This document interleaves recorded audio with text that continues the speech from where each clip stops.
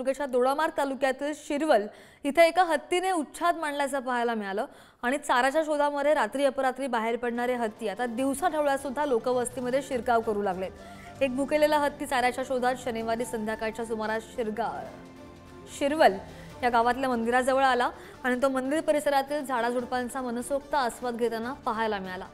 मात्र ही दृश्य पाहून गावकऱ्यांची भीतीनं गाळण उडाली आणि गावकऱ्यांनी हत्तीला पिटाळून सुद्धा लावलं। हा सर्व घटनाक्रम गावकऱ्यांनी कॅमेरामध्ये कैद केलाय। हत्ती आता थेट लोकवस्तीत येऊ लागल्यामुळे गावकऱ्यांमध्ये भीतीचं वातावरण। बातमी पाहतोय सिंधुदुर्गमधून।